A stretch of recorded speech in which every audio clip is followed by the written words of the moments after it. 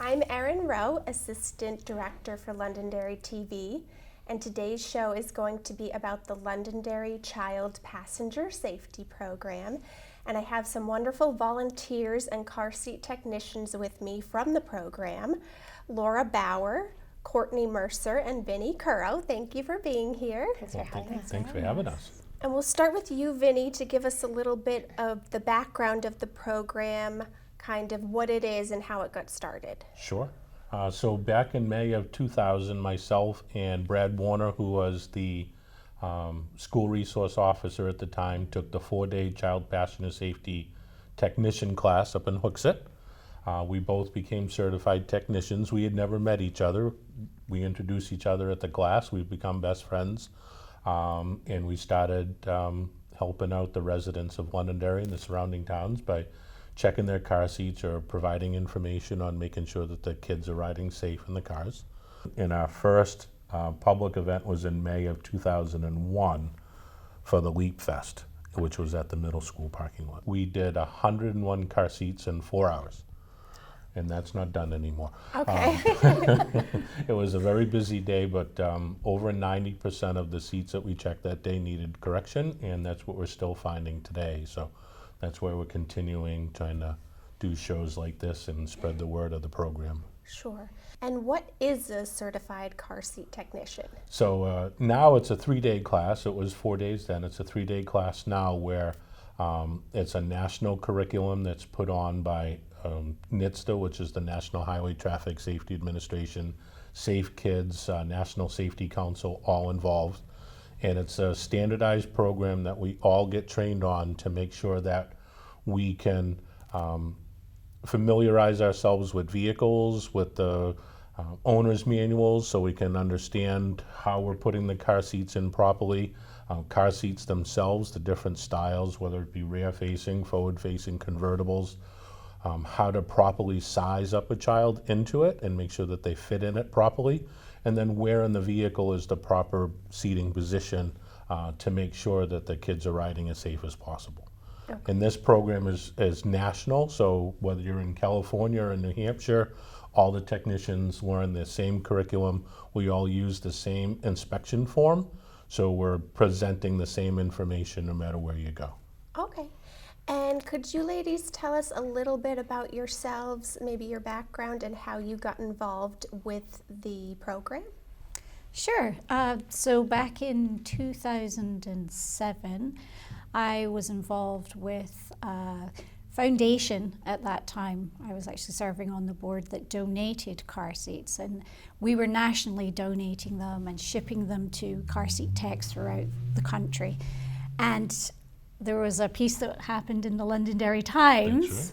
Yeah. and then Vinny reached out to me and went, oh, like, I'm Vinny, this is what we do. Mm-hmm. We'd love to, get together. And through that, I got myself certified as well. So I then became a car seat technician, started volunteering with Vinny at his checks, mm-hmm. and then became a member of the board and then became great friends. So, here we are. Yeah, so here we are a long time later. Okay. And I got certified from my work. I am a NICU nurse at the Elliott and have been in their NICU for 11 and a half years and felt like there was a great need for more education and proper fitting of our NICU babies going home. And also I had 2 kids myself, so that's really when my interest in car seat safety started.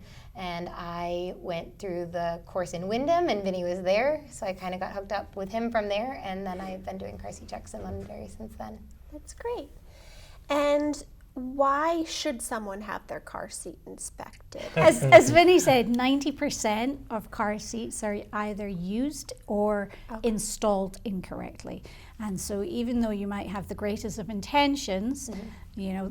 The instructions can be confusing because there's a lot of technology in some of the seats these days. There's a lot of technology in the vehicles as well. So there's a lot to know, and if you're just an average parent, there's no way that you can know all of that stuff. And so it really is kind of area of a specialist where we've done this study, we do this all the time, where we can guide you and help you and teach you specifically for your seat and your vehicle. That's really why. For me personally, my son was 18 months or 2 years, well, actually he was a little bit older because he was in his booster seat, so he was like 4 or 5. And we went to a public event up at the auto fair up in Manchester. Okay. I'd heard about it on the radio. We just went up, let's see. And here I was thinking that I had read all the instructions. I had, looked on the web for all the proper stuff to do. And here they found 3 things wrong. At the time, my wife was watching another child as well, so I went home, grabbed that car seat. Again, thinking that we had everything installed properly and everything was right and the child would be safe, and they made 2 or 3 corrections there. And our corrections that we make, some of the parents say, well, that's just a little simple thing, and it is. But if the car seat weighs 10 or 12 pounds and the child in it weighs 30 pounds, and you're in a 40, 50, 60 mile an hour crash, that little thing becomes something big. And it actually took me 3 different tries to get into a class that had an opening from that day that I did. I said, I'm getting involved, I want to learn this, but it took me 3 different tries because it's so popular. There aren't as many classes, even as there was back then. There still isn't that now. And classes can fill up pretty quick, so it's hard to get into a class to be a technician. But almost every student, when I teach a class, I'm also an instructor, almost every student will say the exact same thing. Why do I need to be here for 3 days or 4 days to learn how to put in car seats? They're so simple. And I say to every single one of them at the end of the first day or at the beginning of the second day, so what do you think? And they're like, I can't believe it's only 3 days. This should be 5 or 6 day class because there's just so much to learn. So. Yeah. And is one car seat better than another? I know the answer, but I'm asking for the public. So there may be features in a car seat that are better than features on another car seat, but if it's something that you can't install properly or easily to make sure that your child's safe, then it's no safer than any other car seat. Okay. They're all tested to the same standards, but the difference between a Cadillac and a Chevrolet, Right. You have this extra little feature, maybe you can adjust it without having to redo the harness, right? So that's makes it simpler, easier, right? The parents will be hopefully more likely to adjust it properly then. So that's what we find as far as, is one seat better than another, so. Okay. And it has to be the right fit for the right child, especially with my patient population. We have a lot of babies who go home really little, and even if the car seat says that it's good for 4 pounds and up or over 16 inches, it has to fit that baby. And they don't all fit the babies like you think that they're going to, even though they meet the requirements for the seat. It doesn't mean that they're actually going to fit properly in their seat. Sure. Which I just came across last week. Yeah. And so you've kind of touched on some of it, but what are some of the things you're looking for when you do a car seat safety check? Anybody? So the first thing I do is after we introduce ourselves and the whole deal, we have our form, right? So they do the top section of the form and they sign it. The first thing that I do is I inspect it as it arrived. Okay, so ask the parent, can I check it out? I find out if they've been to any parenting classes, prenatal classes. Some of the hospitals are adding information now about car seats. Some are just saying contact your local program, and hopefully they are, right? So I try to find out what their knowledge is, and then I look at what they have installed and how they have it installed. And I ask them questions about that. Like when we went over your car, we made sure that we put it in the center because we know that the center is safer. Sometimes we can't, but if they don't, I ask them, where is the safest position in the car? Where do you think the child would be protected the most? And then it's, we go through and we show the parent or the caregiver, and a lot of grandparents are coming into us now. About 20-25% of the seats we're inspecting are for grandparents. And we'll show them how to put the child in the car seat properly. Then we'll show them how to put the car seat into the car properly. We just talked about the center being the safest. Maybe they have a medical condition, a bad back or whatnot, and they can't physically do that. Well, it doesn't make sense for us to try to show them how to do that if they physically can't do it. Sure. So we'll show them how to put it into an outside position and which one would be best for their situation. So Okay. there's a lot to it. There's no, you hear it all the time, but there's no two installations that are the same Okay. because it's just so many different options, and the vehicle, the seat, the car seat. Do they have a garage at home, right? So, Right. are they going to go in on the passenger side because they park on the right-hand side or the left-hand side of the garage? All those different things. So Yeah, lots to think about. there is a lot. Yeah, yeah. And how often should people do this? Get their car seats checked? So we see the most of the population when they're expecting their babies. That's Okay. the most popular time. So we do a lot of expectant parents because they want to do the right thing. We then have a little bit of a drop off as the child grows because they tend to then start thinking, well, I know I've done it once, I know what I'm doing, which is not necessarily the case because each one of those seats is a little bit different. It installs a little bit different. You use it a little bit differently. So generally what we recommend is obviously come and see us when you're expecting, and we'll show you how to do that. And then when the child is getting close to the next step, which is that convertible seat that will rear face and then forward face, come and see us for that, buy that seat, and then come and see us when that situation is happening. And then so on and so on, as each step of the child's journey through child restraints happens, you come and see us. We can help you. We can make sure that you know how to change the installation. There's a lot to it. Like sometimes you have to re-thread straps, and there's different ways that they have to be secured, all sorts of things. So every time your child changes in their seat, we recommend that you come just, meet with us and we can advise you, show you, that kind of thing. It's not necessarily the case that you're going to be able to either read the laws or read the instruction manual and know what you're doing, especially not the laws, because the laws are woefully inadequate as Okay, well yeah. from a safety perspective. So Okay. we really recommend meeting with a technician so that we can just advise you, what is going to be safest for your child and your vehicle and the seat that they're currently in or going into.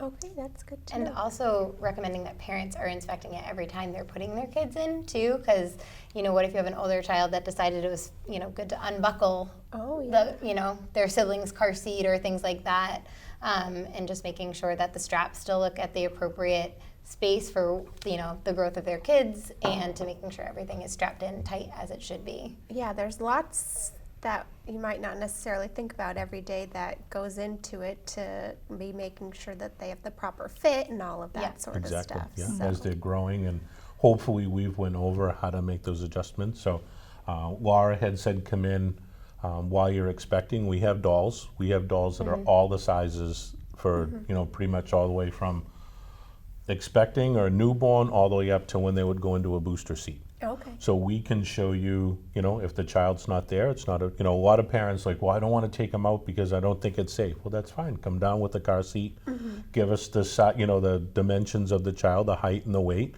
and we have an appropriate sized doll. We can go over it with the parents and show them, and then if they're not comfortable when they get home and they try it, then we come back again with the child and we can make the adjustments. So. Okay.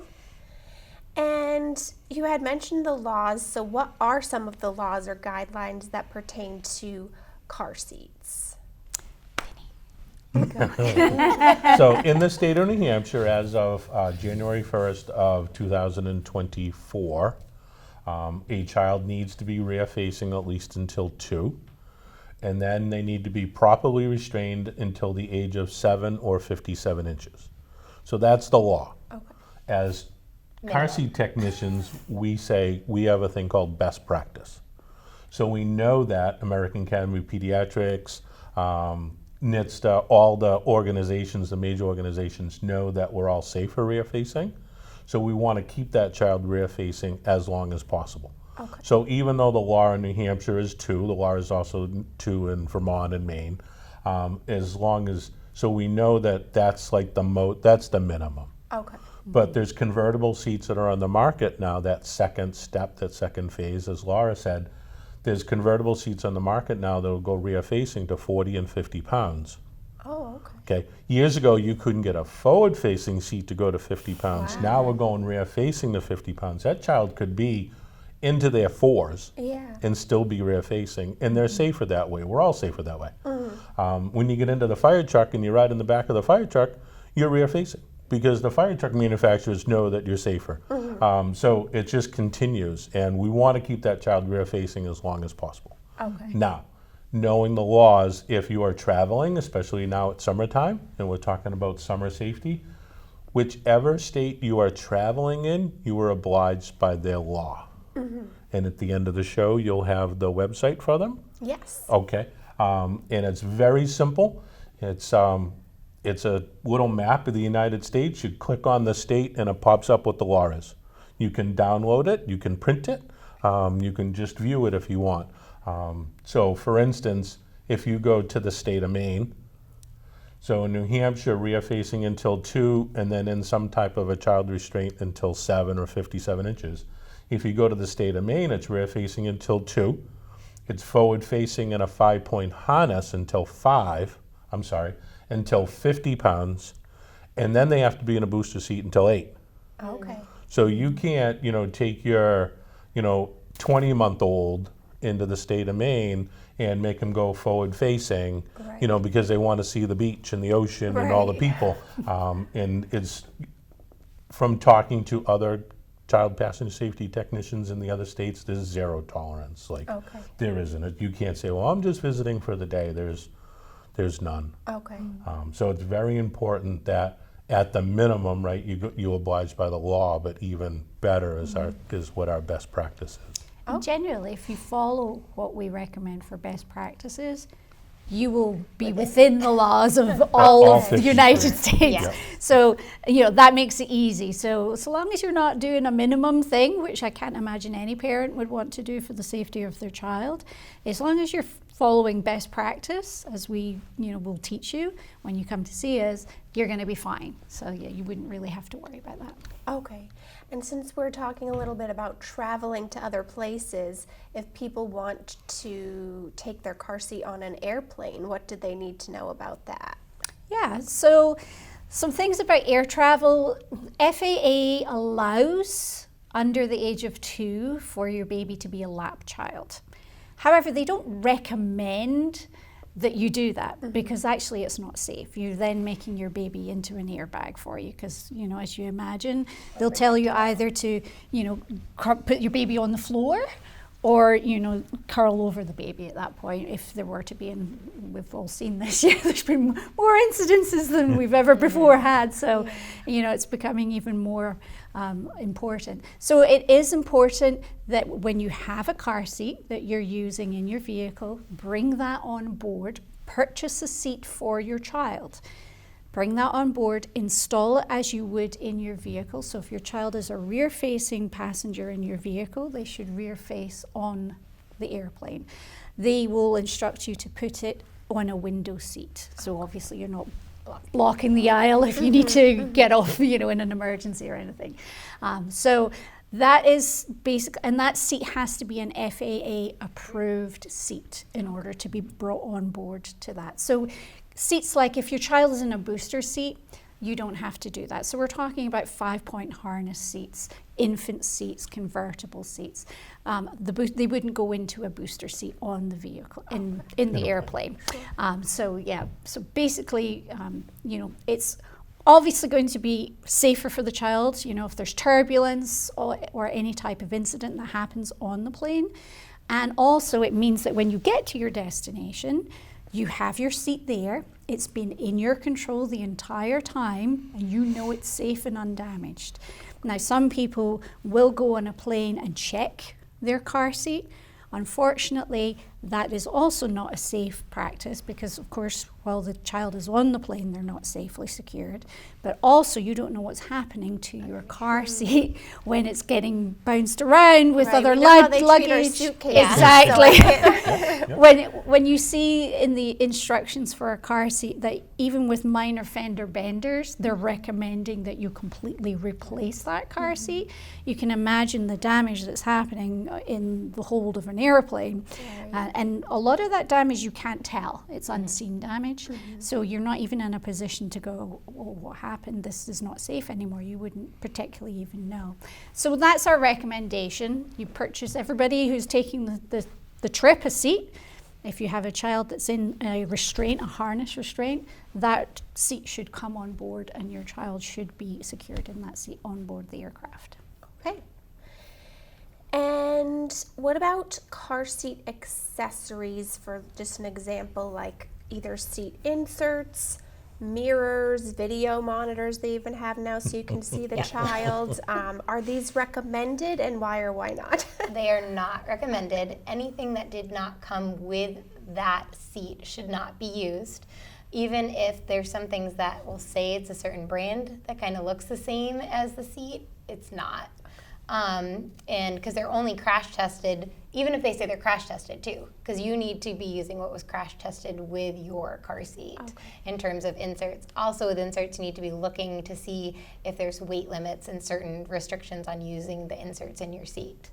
And then in terms of the mirrors and video cameras, that's a distraction for the driver. So it's a distracted driver thing, and they also could become projectiles in an accident as well. So they are not recommended. Okay, good to know. Thank you. And what should people know about car seat recalls? Wow. Is that Yes. Register your seat when you get it.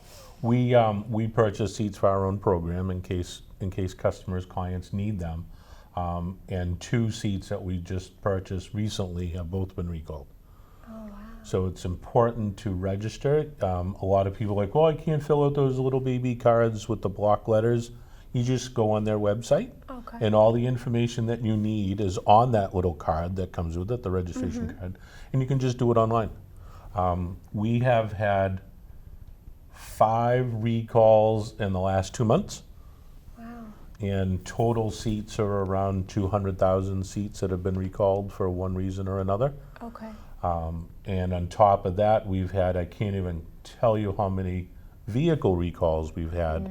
And a lot of them have to do with airbags or seatbelts. Okay. So another reason to check your recall on your vehicle. Okay. And we can post a website at the end of the show on how to do that as well. Very easy, but recalls and seats are just so important. It could be something simple. You know, the one that we had, it's a label, right? So the label got printed to a wrong harness height. Okay.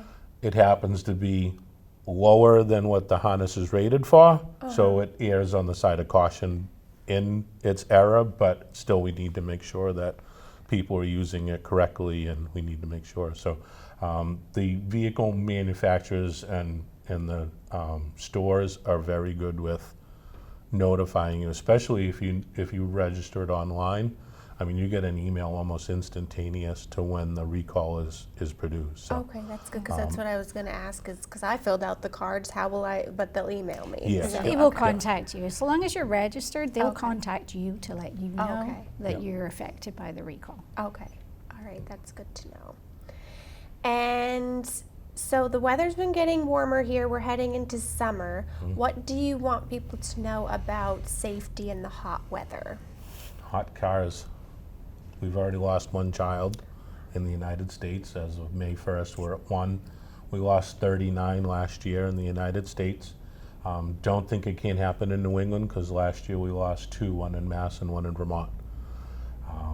There's a couple of new videos that were out, and I meant to bring the info on them, but they actually do a clock and a thermometer, both inside the car and outside, on a very large sign. The one that I saw the other day, it was 68 degrees outside In 10 minutes with the car with all the windows up, in 10 minutes it was 80 something degrees, and after 20 minutes it was over 100 degrees inside the car. I believe it because just lately it hasn't even been that hot here yet, Yeah, and I noticed the difference from when I'm outside to getting in my closed up car, how much hotter it feels. Yeah, so we're all routinized people. Humans are routinized. We have a routine. When we inspect or we do an inspection for an expecting family, we all say the same thing. You are now parents as of tonight. You are now parents. Every time you get out of the car, you check the back seat. It's the only way. So there's 3 things that are happening with the children is unintentionally they're being left inside the car, and that's just someone forgetting that the child was in the back seat. So if you check the back seat every time you get out of the car, we know that we can prevent that.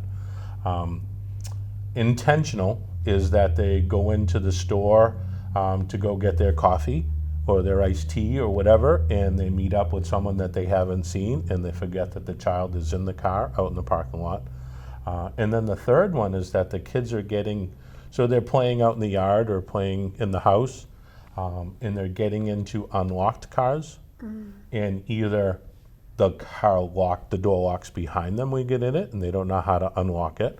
They just don't know how to open the door from the inside, or they're falling asleep, or they're playing, hide and seek and whatnot, and they're falling asleep, and they're ending up inside the hot car. So every time you get out of your car, if you're a parent, grandparent, caregiver, every time you get out of the car, you check the back seat. If the car's in your driveway, your garage, and you're not actively getting something in or out of it, it should be locked. And don't leave the kid in the car just to go in and grab a coffee or a whatever, because we're routinized. You get into something, and next thing you're talking to somebody that you haven't seen in the past year, and how's it, and you're talking about everything, and you forget that your child's outside. Yeah. I'll be in a parking lot and I'll see somebody go inside, and I see them leave the kid in the car. This day and age, it's confrontational, so I don't say anything. I stay inside my car and I watch the kid, and I wait until the parent or the caregiver comes out and gets into the car and drives away. It's happening. I mean, I see it. These days with everything is a drive-through, or you can pay at the pump. There's really no reason or excuse for leaving your kid in the vehicle. And if you have to go to somewhere where there is not that option, take the kid with you. Yeah.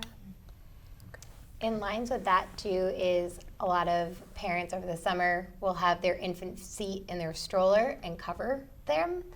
And first of all, they should not be having their babies necessarily in their infant seats if they're not in the car.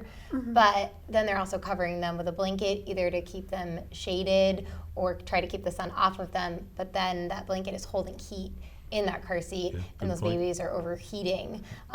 There was a video done where they did like multiple different types of car seat covers to check the different temperatures when they were out in the sun, and it was crazy how hot they got in those car seats. You may put your AC on when you're driving, or maybe you're just warm already, so you don't put your AC on, but the child's in the back. Right. The child's in a car seat, strapped in with fabric over, 70% of their body, and you may be comfortable in the front, but what is it in the back? Right. Plus, also I've noticed the seats, because of the material, they hold the cold or the heat. They do. So They do. And depending on the color of the seats, they're holding the heat, the sunshine. Right. Yep. But we don't want shades, because shades are something That's that right, don't come with the vehicle, as Courtney said. Yep. So if it doesn't come with the vehicle or it doesn't come with the car seat itself, it's not recommended. One of the things that we do say to the parents is that we will make recommendations. They are now parents. The the baby may or may not be born yet, but they are now parents. They will make decisions for themselves based off of the information that we give them. I tell the parent, I won't let you leave if you're breaking the law. If you're going to do something that I don't prefer to do because of safety of the child, we'll discuss it a little bit. But ultimately, they have that decision. They are now the parent. But hopefully, the education that we provide will make that child safer. So I recently heard, like in the last week or two, that they're updating the specifications or regulations to car seats and what's going to be required of them. So I guess what does that mean, and do we all need to get new car seats? It's for after a certain manufactured date. Okay. I don't remember what the Yeah, so manufactured date right, is. so they're still not, it's not set yet. Yeah. Okay. So they're still developing the standards for it. All right. So you will see a story that Consumer Reports did crash testing on 5 car seats, and these are the results that they had, and they're above what the national standard is, or the national testing standard is. Okay. Okay. Then you find out that maybe they tested to a higher speed. That's what we're looking to do now on the national level, is to increase the weight and the speed of the crash tests, because this is what we're seeing, right? When you're not seeing 10 and 20 mile an hour crashes Right, anymore. right. Everybody's driving faster, a lot more rollovers, right? Because not everybody, a lot of people drive in SUVs, so they have a higher center of gravity. So we're seeing more rollovers. A properly installed car seat and the child properly installed inside, the car should be on its roof and the baby should be smiling and happy. If that's, Okay. and we've seen it at the firehouse, but Okay. we've also seen the other part of it too. So, Okay. but that's what those standards are going to do, is they're going to make for safer children by those car seats being able to withstand greater crash forces. Okay, but as long as your car seat is within the dates or whatever, Yeah, it's exactly. still You're safe. still safe, and- yep. Okay. Yep, yep. What you don't want is, you don't want a seat that doesn't have those stickers on it, and those are those. I'm trying to think of the name. Sorry. Timu and all these, you can buy Yes, car seats aftermarket from seat. abroad that are not safe or legal in the United States. So don't do that. Always buy something that is, from a local store here. Sure. Yes, you can order online, but you need to know what it is. And generally, if it's a good deal, it's not a good deal. Okay, yeah, And that's not where you want to be cutting corners. right. No, yeah. We did a technician class up in Claremont a couple of years ago, and one of the instructors works in the NICU up at Dartmouth, and brought in a seat that she had actually taken from the parents, and it was a knockoff. That's the word I was trying to think of. Yeah. They're knockoff seats, and it was 3-point harness. I had the same thing happen a few months ago at Elliott. Did you? Yeah. Right. So we know right then and there, bam, 3-point harness. It hasn't been made in 10 years, so it's not a real seat. It's not approved. It doesn't. You're going to notice that it doesn't have all the safety stickers on it. It doesn't have all the symbols that we need.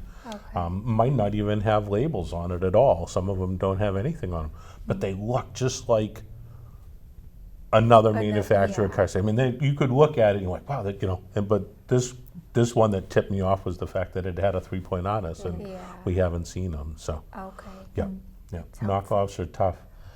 The other thing you want to look out for is with the big box warehouses that we're seeing. We had a client not too long ago. They got the seat on a Wednesday. We did the inspection on Thursday, and it had already expired Oh, wow. because it had been sitting in a warehouse, and they paid top dollar. It was a top dollar seat, but so now the manufacturers have given us a little bit of leeway. Some of them will say that the expiration date that they give you, whether it be 6 years, 7 years, 10 years, is from the date of purchase, and some still say no matter what, it's from the date of manufacture. So you need to be careful. I mean, these people that couldn't use their seat for one day because it had already expired. So hopefully people watching this will all want to get their car seats inspected, We but hope how so. do they do that if they want to? So they can send us an email, and we can put that at the end at cps@londonderrynhfire.gov. They can call our information line and leave a voicemail. And one of our volunteers, we respond to every call, every email. We do inspections by appointment twice a year. Twice a month. Twice a month? Yeah. Twice a month. Twice a year. Twice a I was month. going to say We that. do them twice a Not very month. often. You were special. You got one other than the twice a year, right? So now that it's summertime, we do a Saturday morning, and then we do a Thursday night, just in case of people's schedules. If you can't make one, we get a hold of our plethora of volunteers and see who's available on a different day or a different night to help out. But very rarely do we turn anybody away. Okay. We are also the only inspection station in New Hampshire that gives out the WHALE program, and WHALE stands for We Have a Little Emergency. Our wonderful women's club in town, the Londonderry Women's Club, donated 300 stickers to us. Those are important. All the police and fire departments in this area have been notified. So if for some reason the parent, caregiver, driver is not able to communicate with us as first responders, once our firefighters or police team see the sticker on the side, they're going to know that that child's information and contact information is on the bottom of the car seat somewhere. So we're able to get a hold of somebody else, get information on the child, what we need to do to make sure that the child's safe while we're, taking care of the patient. So. Okay. And do you have a day coming up? You usually have like 1 or 2 a year of like the days where we have Safety Day. That'll be coming up in September. Okay, September. Again, we're hoping that the Women's Club will join us again. They've helped us out the last 2 years. That'll be in September. It's usually the first week. Yeah. First or second week of September. We're updating the calendar over at Londonderry Fire. Okay. So Brian, our division chief of fire prevention, has 2 calendars. One is permits and one's community relations. So we're updating that calendar now with all of our dates and times, and you'll be able to click on a link and get right to our program. So we're working on that. Right. But we're doing it twice a month, twice a year, and we have 3 scheduled for Saturday already. Oh, so nice. Okay. yeah. And is there anything, because I know there's a lot to this, is there anything we missed or didn't cover that you want to make sure we mention? I think just in a general sense, parents want to do the best for their kids, and this is one of the things that you shouldn't miss. Also, there's a lot of excitement about your child moving to the next step. In the child themselves will give you a lot of pressure, whether that be peer pressure, little Sally's not on a booster seat, all of that kind of stuff. And so in order for your child to be safely restrained, it's actually longer than you might think. Mm-hmm. So for example, we touched on rear facing. You want to be, as Vinny said, as close to 4 years old rear facing as you possibly can before you think about turning a child forward facing. You want to then have them in that 5-point harness forward facing again as long as possible. We would see a minimum of 6 years before you put them in a high back booster seat. Oh. And then generally, depending on the size of your child and your vehicle, they could be needing that booster seat until between, the ages of 10, 11.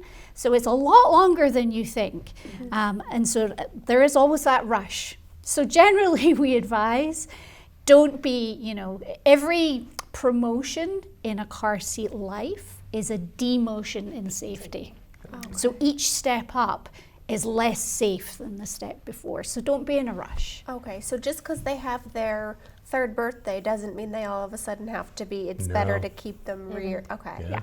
As long as they fit the seat that you have within size and height, restrictions of the seat themselves, keep them that way. There's no rush to turn them around. They certainly don't know what it's like to turn forward facing. And if anything, they're more comfortable because they can sit and lay back, they can cross their legs can touch the back of the seat. That's not a safety concern at all. Okay. But it's a big thing that parents are worried about. What about them breaking a leg? And then you have to give the education about their spine, if they're forward facing, and the severity of those injuries compared to a small potential for a broken leg if they're rear facing and in an accident. Sure, yeah. Yeah. You had mentioned like how often or should somebody come in, right? Mm-hmm. We've had parents that we've seen 7, 8 times with 2 kids. Okay. And we've seen parents once. Right. And we can only hope, at least speaking for me personally, I can only hope that the education we gave them the first visit is making sure that they're checking and, what's the next step and how to do it, the whole deal. We can only hope because we don't see them, Right. And like Laura was saying with the booster seat, that's our forgotten child. Like over 5, because now they're out of that, maybe they're out of the harness by 5, maybe 6, right? And now they're a big boy. This is what we hear from the parents. Well, he's a big boy, he outgrew his harness. Well, that's great. But the seatbelt is designed for a 175-pound male. It's not designed for a 6-year-old or a 7-year-old. Mm-hmm. And those are the kids where that lap belt is up on their belly. their shoulder belt is up on their neck. Okay, so we're seeing these crashes, and we see that seat belt, the mark, the bruising. We don't know. Do they have internal injuries? We have a lot of stuff in a $500,000 ambulance, but we don't have CAT scans and CTs and ultrasounds, Right. and you don't know what internal injuries that child could have. Where if they were sitting in that booster seat, just the booster seat itself, forget about the 5-point harness, we know that lap belt's going to be down on their hip and that shoulder belt's going to be on their shoulder, where the strongest parts of their body are. A lot less chances of severe injuries. Okay, that's good to know. Well, it's making me feel like I should be getting mine checked every time there's a change. So, I mean, it couldn't hurt for the Yeah. peace of No, it mind, doesn't hurt. And You're welcome. you get the kids that come in and they're with mom and dad, and maybe they're hesitant about what they need to do and what they don't need to do, and you play football. Do you go onto the football field without all your safety equipment? They don't even let you. Like, you can't go past the sideline. Yeah. You can't play soccer, Without right? your Without your pads shin and- pads and everything else. Yeah. It's no different. This is even worse. Right. Because the potential injury in a car crash are a whole lot worse than someone getting hit in the shin by a soccer ball. Right. And this is what we need to get it into the parents, because they're the ones that need to enforce it. Okay, yeah. One thing that just popped in my mind that I want to ask more for information for other people, because I think a lot of people know, but there might be some people out there that don't know, as far as like here in the wintertime, when you're putting a child in the seat, if they should be wearing their winter coat or how they should be in the seat and that kind of thing. Right. So, as no hoods. I always say no hoods. If you're in a 5-point harness, right? Because we want that harness so tight that we can't pinch it at the shoulder, right? No bulky clothing, no down coats, all that kind of thing. There is a jacket out there that's specifically designed for children in car seats called Buckle Me Baby coats. But we need to make sure they can put their coat on backwards once they're in the car seat if they're cold. All buckled up and then put their Okay. So different options that are out there. blanket and hat and things over. Okay. Sometimes a good test too would be, if you think that what their jacket isn't thick, is to put them in the jacket with and then harness them in. Don't loosen them, unbuckle them, and have them go back in and see. And it's really shocking how much bulk there would be and how loose the straps end up being at that point. Okay. Because Gives you a that good bulk is visual going to to see compress in a crash. Right. That Yeah. bulk it's just fabric. Yeah. So it's going to compress, and that means that child's moving more than we want them to do in a crash. Yeah. Okay, yeah. I think- There's a danger of ejection from the seat at that point, all kinds of things. Okay, well, I think that's good for people to know then. Yeah. Is there anything else that we should? So specialized vehicles, RVs, Oh yes, we're especially going to talk summertime, about we've got a that. minute and 54. Go ahead. Go, Courtney, go. Just talking about the fact that a lot of first of all, the seatbelts in RVs, especially, you shouldn't be doing any side positionings. And then a lot of them are only lap belts only, which a child should not be riding lap belt only. Okay. And so the recommendation would be to have a vehicle following behind an RV, or do a pull behind camper if you wanted to do something like that, and have the kids in the actual vehicle restrained in the seats.